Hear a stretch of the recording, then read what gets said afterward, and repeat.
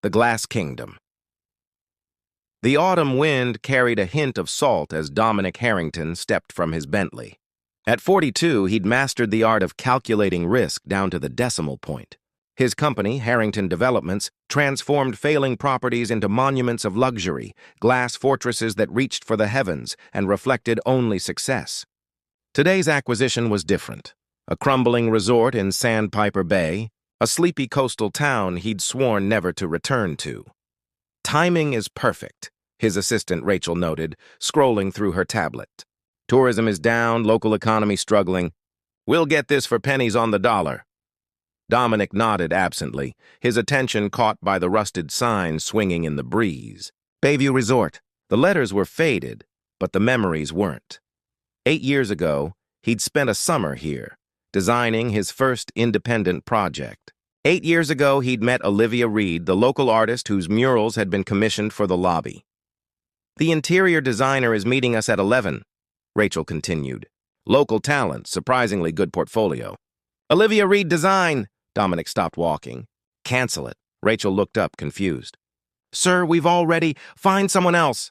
His voice left no room for questions. He straightened his tie and continued toward the dilapidated entrance, pushing away thoughts of dark curls and laughter that tasted like wine and possibility. But fate had never been interested in Dominic's preferences. As he stepped into the faded grandeur of the lobby, he saw her immediately. Olivia Reed stood by the reception desk, her copper hair shorter now, her freckled face more angular with maturity. She wasn't alone. 2 children, perhaps 7 years old, sat cross-legged on the faded carpet, sketching on large pads. A boy and a girl, both with Olivia's auburn hair, but with eyes that were startlingly familiar. The same steel blue that stared back at Dominic from every morning mirror. His knees nearly buckled. Olivia looked up, and for one heartbeat her expression remained professional. Then recognition dawned, and the color drained from her face. "Mama, look!" The little girl held up her drawing, a mermaid swimming through what appeared to be the hotel lobby. "Can we paint this on the wall when it's fixed?" "Not now, Emma," Olivia whispered, her eyes never leaving Dominic's face. The boy, his son, Dominic realized with a shock that nearly stopped his heart, turned to look at the newcomer. "Are you the hotel man?"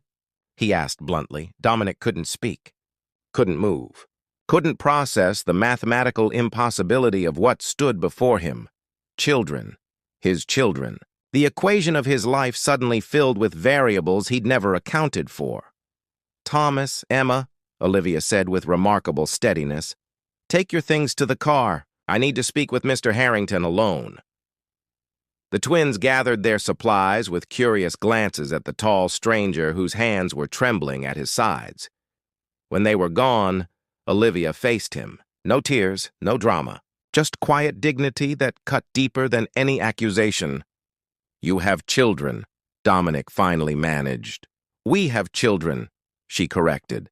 "Though legally, biologically, and in every way that matters, they're mine alone. You made your choice." The words hit like a physical blow. "I didn't know." "You didn't want to know," she replied. "You changed your number. Your assistant blocked my calls. I even went to your office in Boston." The memory surfaced. His secretary mentioning a persistent young woman he'd instructed to turn away. He'd been in the middle of his first billion-dollar acquisition. "I'll withdraw from the project," Olivia said, picking up her portfolio. "No." The word surprised them both. Dominic swallowed hard. "No, don't. I want to know them." Olivia's laugh was hollow. 8 years too late, Dominic." "Please," he said, and for the first time in his adult life, Dominic Harrington was asking, not demanding. "I have a right." "Rights?" Her eyes flashed. "You forfeited those when you disappeared. This isn't one of your properties you can simply decide to acquire when it suits you." As she turned to leave, Dominic caught a glimpse through the doorway. The twins waited by an old Volvo station wagon, heads bent together, laughing at some shared secret. His children, his blood, strangers who carried his legacy without knowing it. "Olivia," he called after her, "what if I stay? What if I don't leave this time?" She paused at the door, sunlight catching in her hair. Then you'd better be ready to build something that lasts, Dominic. Because if you break their hearts the way you broke mine, I will burn your glass kingdom to the ground. Broken Reflections. The coastal wind rattled the windows of Dominic's rented beach house as he paced the polished floors. 3 weeks had passed since the revelation at Bayview Resort. 3 weeks of careful negotiations, not for property, but for moments with his children. Olivia had set firm boundaries, supervised visits, no discussions of the past with the twins, and absolutely no promises he couldn't keep. Today would be their third meeting, a simple afternoon at the local aquarium. Simple, yet Dominic's hands wouldn't stop shaking. His phone buzzed with a message from Julian Mercer, his business partner. Board meeting in 2 days. Beijing investors getting antsy. Where the hell are you? Dominic silenced the device without responding. The doorbell rang, and he took a deep breath before answering. Emma burst in first, a whirlwind of energy in a yellow raincoat. Mr. Dominic, did you know octopuses have 3 hearts? And they can change colors when they're scared or happy or trying to hide? She hardly paused for breath, dropping her small backpack on his imported Italian leather couch. Thomas followed more cautiously, eyes scanning the minimalist space as though cataloging escape routes. Your house is empty, he observed. Dominic glanced around at the rented furniture, the bare walls. I suppose it is. Olivia stood in the doorway, not entering.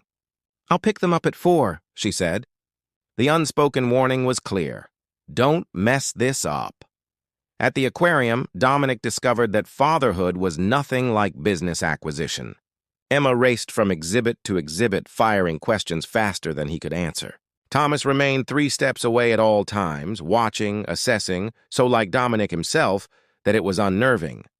Why don't you have pictures? Thomas asked suddenly as they watched manta rays glide overhead in the underwater tunnel. Pictures? In your house. Mom has pictures everywhere. Of us, of Grandma, of the ocean. Dominic struggled to formulate an answer that wasn't pathetic. The truth was, his penthouse in Boston held nothing personal either, just expensive art selected by his decorator. I travel a lot, he finally said. I don't spend much time at home.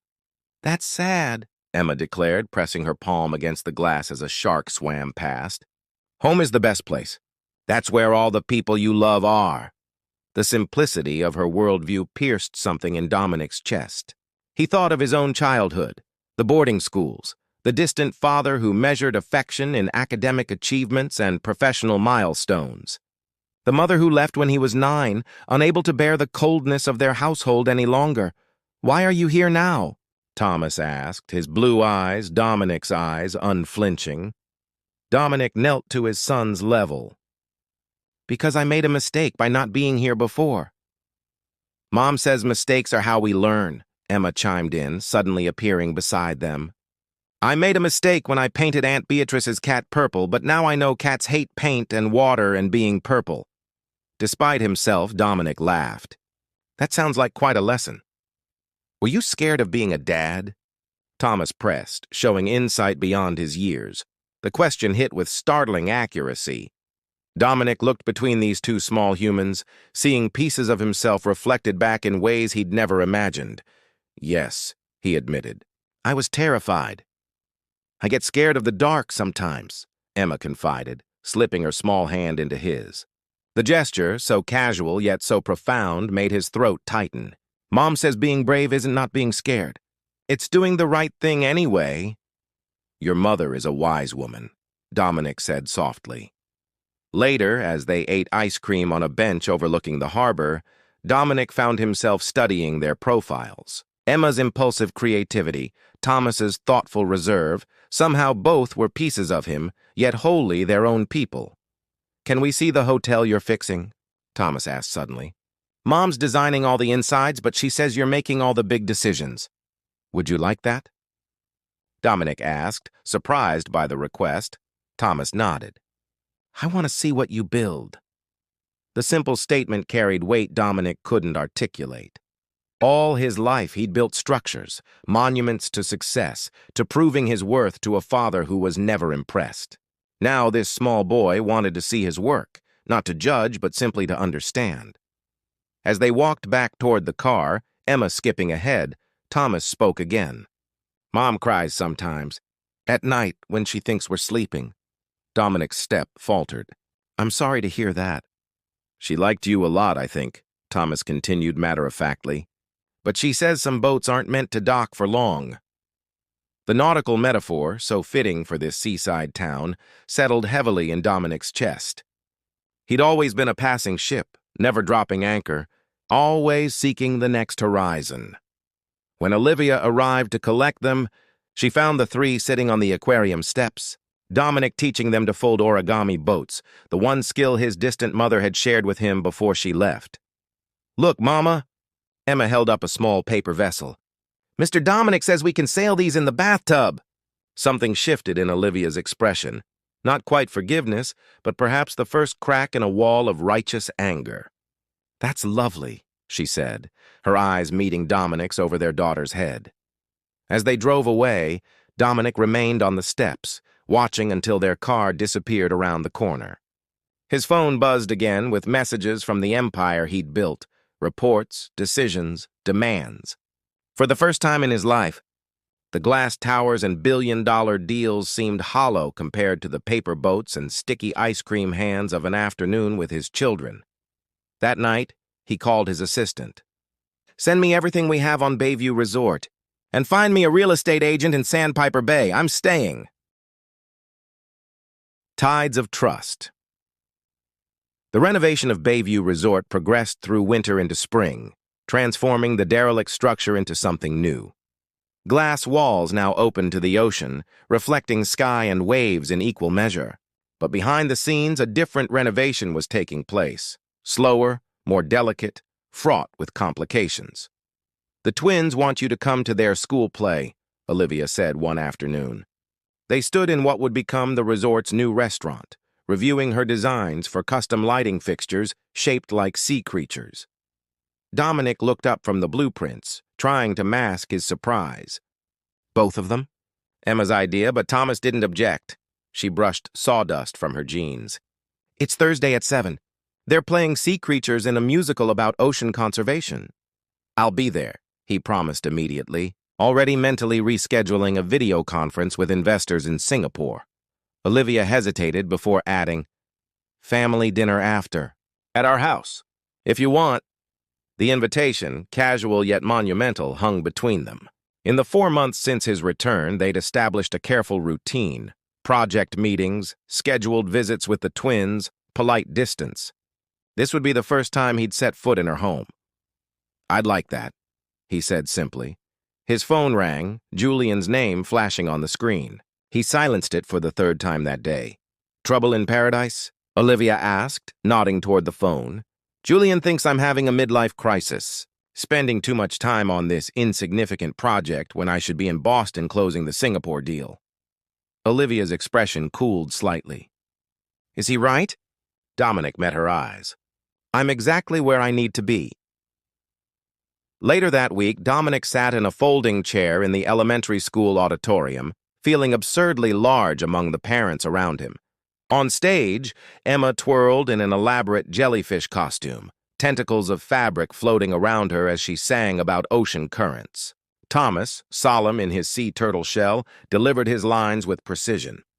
Dominic found himself leaning forward, captivated by these small beings who carried his genetic code, but were wonderfully, uniquely themselves.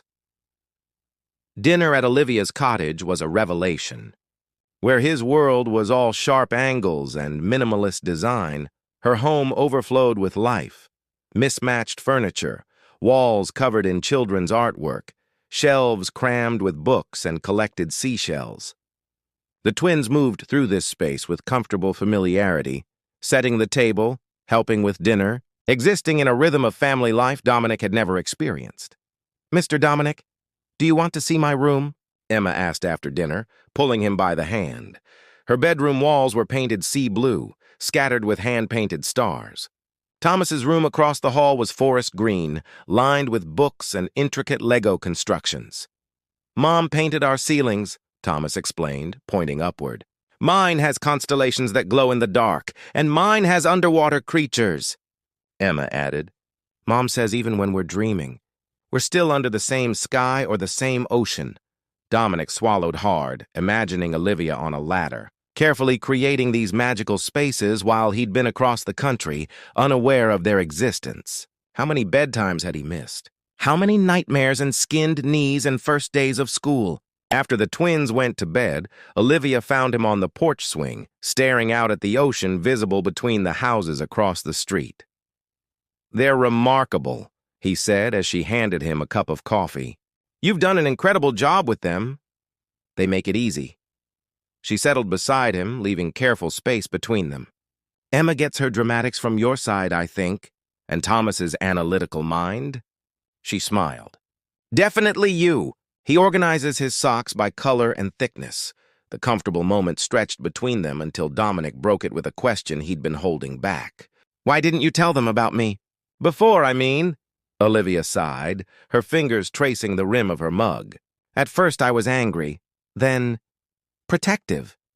I didn't want them waiting for someone who might never come back." She paused. "What made you stay away so long, Dominic?" "The real reason. He could have offered practical explanations. The business was expanding, the timing was wrong. Instead, he gave her the truth. I was terrified of becoming my father." The admission felt like releasing a breath held too long. Cold, demanding, incapable of showing affection. "My mother left because she couldn't bear it anymore. I didn't want to inflict that on a child, so instead you inflicted absence," she said, not unkindly. "Yes." He looked out at the darkened ocean. "I convinced myself it was better than the alternative."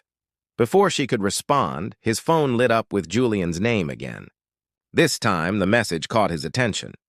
"Emergency board meeting called. Vote to remove you as CEO scheduled. Return immediately or lose everything." Olivia saw the change in his expression. "What is it?" "Julian's making a play for my company." Dominic stood, suddenly restless. "He's convinced the board I've lost focus." "Maybe I have. So what happens now?" Her voice was carefully neutral. He looked back at the small house, thinking of the sleeping children inside. Of the school plays and bedtime stories and summer vacations that stretched before them. Of Olivia's quiet strength and the way light caught in her copper hair. "Now I need to go to Boston," he said finally. "But I'm coming back. This time I promise." In her eyes, he saw what it cost her to believe him, to risk trust after being abandoned once before. But she nodded, and in that small gesture, Dominic felt the weight of a chance he hadn't earned but desperately wanted to deserve. Storm warnings. The Boston skyline spread below the Harrington Development's conference room, all gleaming spires and ordered geometry. Dominic sat at the head of the table, facing the board members and Julian Mercer, who had orchestrated this coup with meticulous precision. "The numbers don't lie," Julian was saying, his presentation showing declining quarterly profits. "While Dominic has been playing small-town developer, we've lost ground to competitors. The Singapore deal is slipping away, and the Beijing investors are threatening to pull out." Dominic watched his business partner of 15 years, seeing him clearly for the first time. Julian had always been ambitious, but Dominic had never recognized the hunger that lived behind his practiced smile. "Is that all?" Dominic asked when Julian finished. "All? Dominic, you've spent 6 months on a project that represents less than 1% of our portfolio. You've ignored calls, missed meetings, and delegated critical decisions to subordinates." Julian gestured to the board members. "We're not asking you to abandon your personal situation. Take all the paternity leave you need, but the company requires leadership present and engaged." Dominic opened his laptop and connected it to the projector. "Let me show you what I've been working on." The Bayview Resort appeared on screen. Not blueprints or financial projections, but the actual transformation in progress.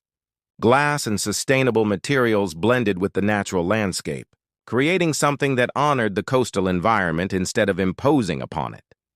"This project has the smallest environmental footprint of any Harrington development," Dominic explained. "It employs local craftspeople, uses regional materials, and will be our first carbon-neutral property." He clicked through more slides. Innovative design elements, partnership with local businesses, community integration plans. "The future of luxury isn't excess. It's mindful development," he continued. Bayview is our prototype. Smaller scale, higher quality, deeper connection to community. I've already identified 12 similar opportunities in coastal communities across the country. The board members leaned forward with interest, but Julian scoffed. Boutique developments? That's not what built this company. We create landmarks, not quaint bed and breakfasts. Times change, Dominic replied evenly. Climate concerns, resource scarcity, shifting values among luxury consumers, these require adaptation. He pulled up the final slide. Profitability projections showing how the Bayview model, when scaled, could actually outperform their traditional developments within 5 years, with significantly reduced risk factors. I'm not abandoning Harrington Developments, Dominic told the board. I'm evolving it. The question is whether Julian's vision of bigger, more, and faster still serves our long-term interests. The boardroom fell silent. Julian's face flushed with anger, but before he could respond, Dominic's phone buzzed with an emergency alert. A severe storm warning for the eastern seaboard, with Sandpiper Bay directly in its path. His blood ran cold as another text appeared, from Olivia. Storm coming. Evacuation orders for beachfront. Don't worry. Taking kids to my sister's inland. Relief flooded him, followed immediately by concern for the project and the community. He looked up at the expectant faces around the table. I need to go, he said, gathering his materials. There's a major storm heading for Sandpiper Bay. Julian laughed incredulously. You're walking out of a vote on your future for a weather report?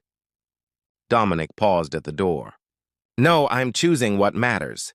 The vote can proceed without me. He was halfway to the private airport when his assistant called. The board voted, Rachel said.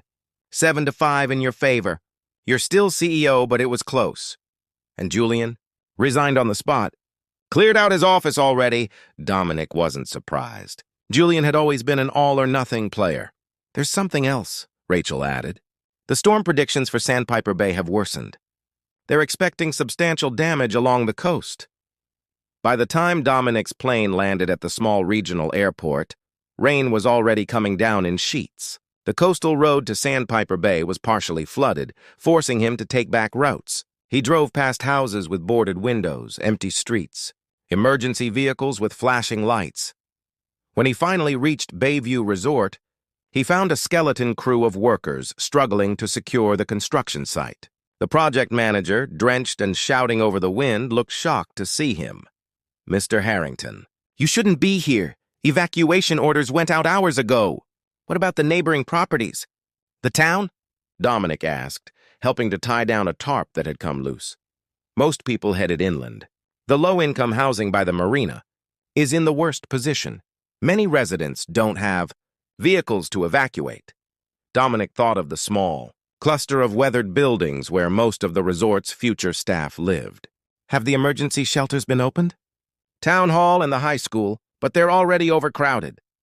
Dominic made a quick decision. Open the resort's east wing. The structure's complete, even if the interiors aren't finished. It's the sturdiest building on this coastline. Sir, insurance won't... I don't care about insurance. Get the word out. Anyone who needs shelter can come here. As night fell, the storm intensified. Wind howled through the partially completed resort, but the main structure held firm. The east wing filled with local residents, elderly couples clutching photo albums, young families with crying children, service workers from neighboring businesses. Dominic worked alongside his construction crew, distributing emergency supplies, setting up cots in what would eventually be the resort's ballroom. Around midnight, as the storm reached its peak, the doors burst open. Olivia stood there, soaked and breathless, the twins clinging to her sides. The road to my sister's flooded, she explained as Dominic rushed to them. We had to turn back. He wrapped them in emergency blankets, relief making his hands clumsy. Are you all right? Emma nodded bravely, though her eyes were wide with fear. Thomas remained silent, his face pressed against his mother's side. The house? Dominic asked Olivia quietly. We boarded up. But it's so close to the water. She didn't finish the thought. Throughout the night, Dominic moved between checking the building's integrity and sitting with his unexpected family. Emma eventually fell asleep against his shoulder, while Thomas maintained a quiet vigil, watching the rain lash against the windows. "You came back," Olivia said softly, when the children were finally sleeping. "From Boston. I told you I would, but your company will be there tomorrow." He reached for her hand in the darkness. Some things can't wait. Outside, the storm raged on, threatening to reshape the coastline. Inside, in the shelter of his unfinished resort filled with the community he'd only just begun to know, Dominic understood what he was truly building here. And it wasn't made of glass and steel. Foundations. Dawn broke over Sandpiper Bay, revealing a transformed landscape. The storm had carved new channels through the beach, dragged boats from their moorings, and left debris scattered across the town. But the human toll could have been much worse. The resort had provided shelter to over 200 people through the worst of the hurricane. Dominic stood on the resort's partially completed terrace, surveying the damage. The east wing had held strong, but the west side, still under construction, had sustained significant damage. Months of work washed away overnight. "It could have been worse," Olivia said, joining him with 2 steaming cups of coffee from the emergency supplies. Dominic accepted the cup gratefully. "The insurance won't cover half of this." "We weren't operational yet. So what happens now?" Before he could answer, Emma and Thomas appeared, their hair still rumpled from sleep on improvised beds. "Dad?" Emma said tentatively, the word hanging in the salt-laden air. It was the first time either child had called him that. Dominic knelt down to their level, emotion tightening his throat. "Yes, sweetheart. Are you going to fix it?" She gestured to the damaged building, the debris-strewn beach beyond. "Mom says you fix broken places." Thomas nodded in agreement. "You make them better than they were before." Dominic looked between these children who somehow had faith in him despite his absence from their early years. Then to Olivia, who watched him carefully, neither encouraging nor discouraging his answer. "Yes," he said finally. "I'm going to fix it, but I'll need help."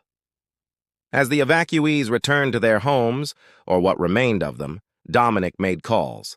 Not to insurance adjusters or investors, but to his Boston office. By afternoon, Rachel had chartered flights carrying emergency supplies, construction materials, and a team of Harrington Development employees volunteering their time. The board approved emergency funds, she told him. $7 million for resort repairs and another $5 million for community assistance. "That won't cover everything," Dominic replied. "Watching volunteers already clearing debris from the beachfront?" "No," Rachel agreed. "But it's a start." Over the following week, Sandpiper Bay began to heal. The resort became headquarters for recovery efforts, providing meals, distributing supplies, coordinating volunteers. Dominic worked alongside local contractors, rebuilding not just the resort, but helping restore damaged homes and businesses. Olivia's cottage had survived with minimal damage, but many of her neighbors weren't so fortunate. She established a design collective, working with homeowners to reimagine spaces that honored what was lost while creating something new. One evening, as sunset painted the sky in impossible colors, Dominic found himself on the beach with Thomas. They'd developed a routine of collecting interesting shells and debris washed up by the storm. "This was a hotel sign," Thomas said, holding up a fragment of painted wood. "From before it was Bayview." Dominic examined the piece, recognizing the faded lettering from an earlier incarnation of the resort. "Good eye. That's from the Sandpiper Inn, probably from the 1950s. Mom says sometimes you have to break things apart to see what they're really made of," Thomas offered, tucking the fragment into his collection bag. Dominic glanced at his son, struck again by the old soul that lived behind those familiar blue eyes. "Your mother is very wise. Are you staying?" Thomas asked suddenly. "After the hotel is fixed?" The question, direct, unembellished, demanded equal honesty. "Would you want me to?" Thomas considered this with characteristic seriousness. "Emma does. She already has a list of things she wants to show you. I think," he hesitated, "I think Mom does too, even though she doesn't say it. And you?" Thomas looked out at the ocean. "I want to know if you're the staying kind or the leaving kind." Because it matters. The simple truth of this statement hit Dominic with physical force. It did matter. More than billion-dollar deals or glass towers or corporate legacies. I'm learning to be the staying kind, Dominic said carefully. I wasn't before. But people can change if they want to badly enough. Thomas nodded, seemingly satisfied with this answer. Mom says that too.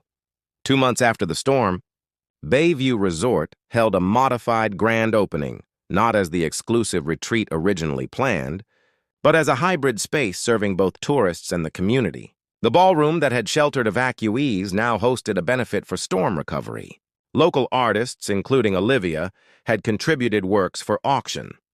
Dominic moved through the crowd, accepting congratulations and introducing investors to local business owners.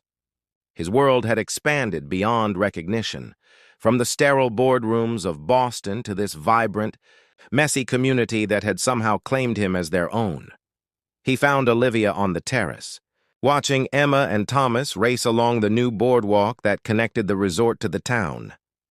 "Your vision works," she said as he joined her. "Luxury that feels connected to place, not imposed on it." "Our vision," he corrected. "I couldn't have done this without you," she smiled, the expression reaching her eyes in a way it hadn't for months. "We make a good team." "Professionally speaking? Just professionally?" he asked quietly. "That depends." She turned to face him fully. "The resort is finished. Boston is calling. What happens next, Dominic?" He reached for her hand, remembering how they'd stood in almost this exact spot 8 years ago, young and full of possibilities that had scattered like sand in the wind. "Julian's old position is open," he said. "Chief Operations Officer for Harrington Developments. The board wants me to hire an experienced replacement." Olivia's expression clouded slightly. "I see. I'm naming Rachel instead." "She's earned it. And I'm establishing a new headquarters here for our Sustainable Development Division. Boston will handle the urban projects. Sandpiper Bay will be home base for everything else." Hope flickered across her face. "You're staying? If you'll have me." He gestured toward the twins, now engaged in a seashell comparison on the beach below. "All of you," Olivia didn't answer immediately. Instead, she led him to a covered easel that stood near the terrace railing. "I have something to show you first."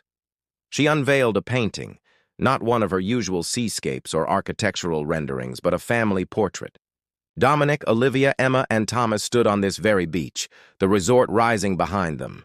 But it wasn't just the subject that caught his breath. It was the perspective. The viewpoint was from above, as if seen through the eyes of someone who loved them all, imperfections, complications, and everything. Emma helped with the concept, Olivia explained. "She said we needed a family picture that included the place that brought us together. Twice." "It's beautiful," Dominic whispered. "Is it hopeful thinking or something more?" Olivia's fingers laced through his. "Let's call it a foundation. Something we can build on if we're both willing to do the work." In the fading light, with the sound of their children's laughter carried on the sea breeze, Dominic Harrington, who had spent his life creating structures meant to impress but never to truly shelter, finally understood what it meant to build something that would last. Not a monument to ego or success, but a home. Not an empire, but a family. Not an escape, but a place to belong. "I'm willing," he said simply, "for as long as it takes."